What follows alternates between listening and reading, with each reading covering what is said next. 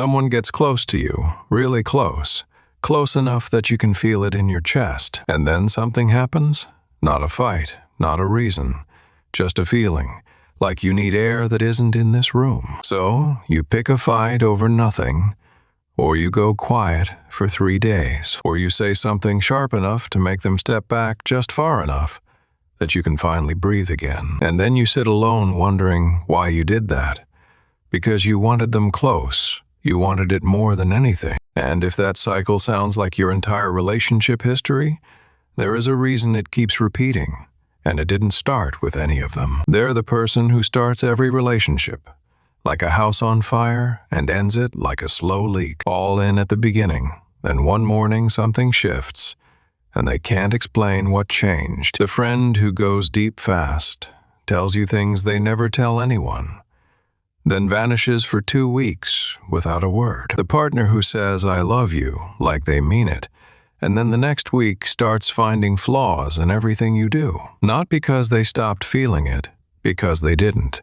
And that is what terrified them. And here is the thing nobody understands from the outside.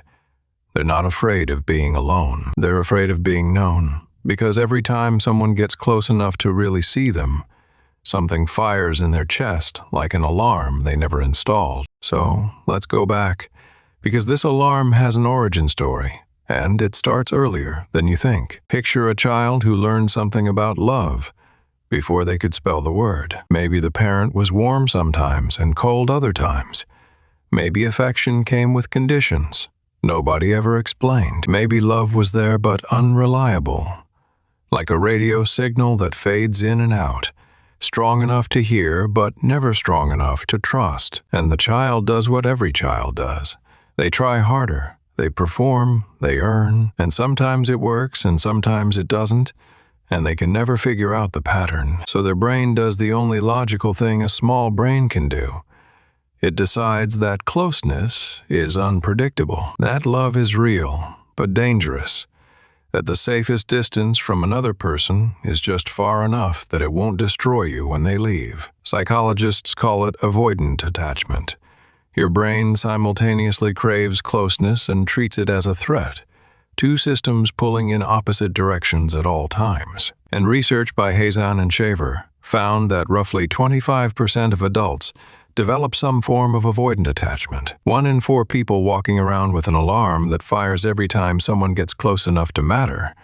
And most of them don't even know the alarm is running. And here's what it actually looks like in real time. Because the push doesn't come all at once. It builds. In the beginning, everything feels different. This person gets you. They laugh at the right things. You think maybe this one won't trigger the alarm. Maybe you've finally outrun it. And for a while it doesn't. Because early intimacy is safe. You are still curating, still performing the version of yourself you've practiced. But then they start seeing the real you, the unfiltered version. Maybe they notice you are quiet after a hard day. Maybe they see you cry. Maybe they say, "I love you," and mean it in a way that lands somewhere you didn't know was still exposed. And that is when the alarm goes off. Not loud. Just a quiet hum that says this is too close, too real, too much to lose. And the push starts. And it doesn't look like pushing. Not at first. It looks like criticism. Suddenly you notice everything they do wrong. Things that didn't bother you last week now feel unbearable. Or it looks like distance, you stop initiating. You reply to texts with fewer words.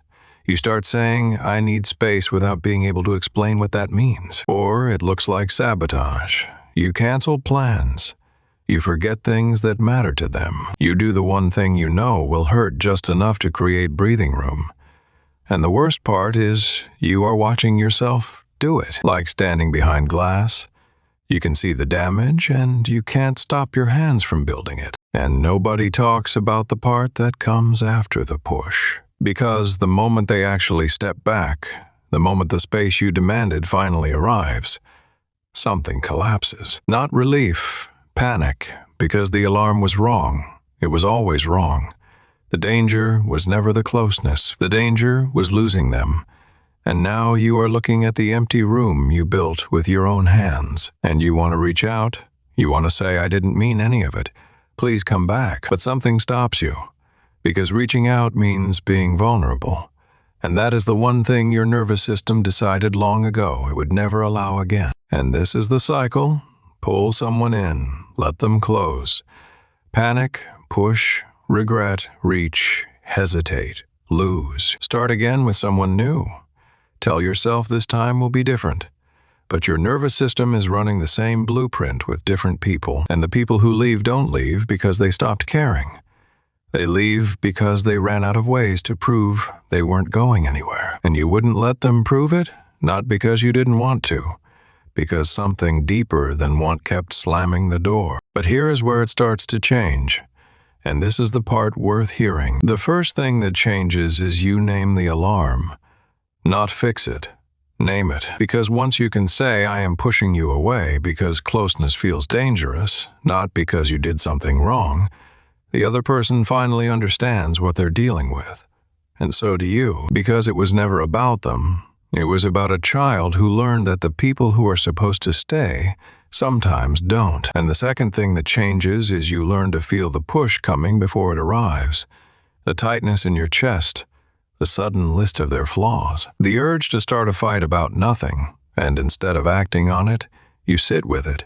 You let the alarm ring and you don't evacuate. Psychologists call it distress tolerance, the ability to feel something unbearable and not let it drive your next move. Psychiatrist Amir Levine puts it this way: the push isn't a choice, it is a reflex. But the moment you observe it without obeying it, you've already started to change. And it is not easy.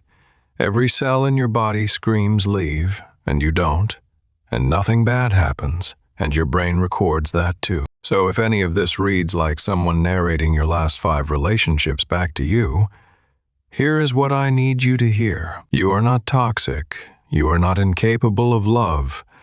You are not the villain of every story you've been in. You are someone whose nervous system learned early that closeness and pain arrive together, and it stopped letting anyone get close enough to test whether that is still true. But the walls you built kept you alive once, and now they're keeping other things out, things that want in, things that are not going to hurt you. And the bravest thing you'll ever do isn't pushing someone away to see if they come back. It is letting them stay. If this hit home, I'd genuinely appreciate it if you subscribed, and if you want to support these deep dives into the patterns we carry, hit that join button. Because the people who push others away aren't cold, they're burning. They just learned early that fire hurts everyone who stands close enough to feel it. And maybe the answer isn't putting out the fire. Maybe it is finding someone brave enough to sit beside it and letting them, and trusting that they won't leave just because you showed them what is underneath.